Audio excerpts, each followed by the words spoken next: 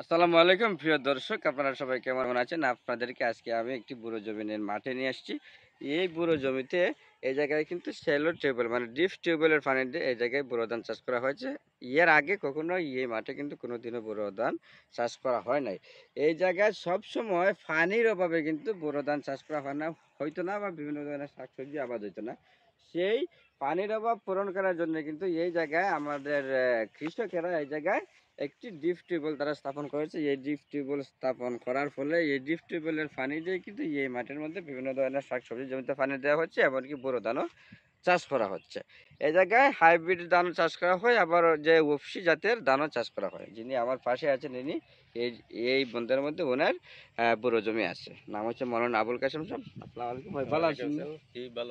ভালো আছেন?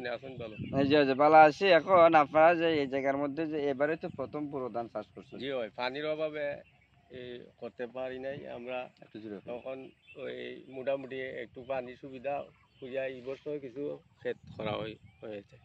আচ্ছা, এখন ক্ষেত যে করছেন মানে ওই শুধু পানির অভাবে এই জায়গার মধ্যে অন্য সময় ক্ষেত করা হইতো না, জি হয়। নাকি আরো কোনো সমস্যা ছিল? জি না, কোনো সমস্যা নাই। বুড়ো তো পানির উপরেই নির্ভর। হ্যাঁ, পানি না হলে তো বুড়ো করার কোনো কারণ। এখন হচ্ছে এই জায়গায় যে বুড়ো জমিতে আমি দেখতে পাচ্ছি মানে অনেক জায়গায় আছে বুড়ো জমির নিচের মাটিগুলা পানির অভাবে ফাটিয়া ফাটিয়া চলে যাইতেছে। এই জায়গাগুলোতে যে বুড়ো জমি যে চাষ করা হয় এই জায়গার মধ্যে সেলুট মানে ডিপ টিউবওয়েলের পানি দিয়ে ধান আবাদ করা হয়েছে বা ফসল ফলানো হয়েছে, বিদায় এই জায়গার মাটি কিন্তু এখনো শুকায় না। একটু নিচের দিকে দেখাও, ওই যে দেখেন এই জায়গার মাটিতে কিন্তু রস আছে। প্রত্যেকটা পুরো ধানের জমিতে নিচে কিন্তু পানি পানি ছিল, কিন্তু এখনো কিন্তু রস আছে, এখনো কিন্তু সেরকম শুকাইছে না। এখন আমি আপনাদেরকে যে বিষয়টা বলবো এটা হচ্ছে যে এই জায়গায় বিশেষ করে যে প্রচুর পরিমাণে গরম, এই গরমের কারণে কিন্তু হিটচক হইতে পারে। যেমন শরীরের মাঝে যখন গরমের বাতাসটা লাগে অনেক পরিমাণে হিট হয়ে যায় না, খুব পরিমাণে হিট হয়।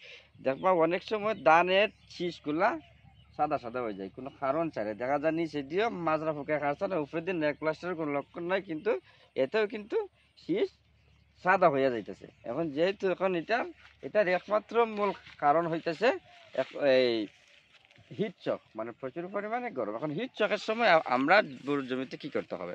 হিট চকের সময় প্রত্যেকটা বুড়ো জমিতে 2 থেকে 3 ইঞ্চি পরিমাণে পানি ধরে রাখতে হবে। যদি পানি ধরে রাখেন তাহলে আপনাদের ধানকে রক্ষা করা যাবে, নতুবা ধানের শীষগুলা সাদা হয়ে যাবে। এই মেসেজটা আপনাদের কাছে পৌঁছানোর জন্যই কিন্তু আমি এই ভিডিওটা নিয়ে আসছি। ওই সময় বিশেষ করে প্রাকৃতিক দুর্যোগের সমস্যাটা বেশি হয়। সবচেয়ে বড় সমস্যা হয় ওই যে শিলাবৃষ্টি।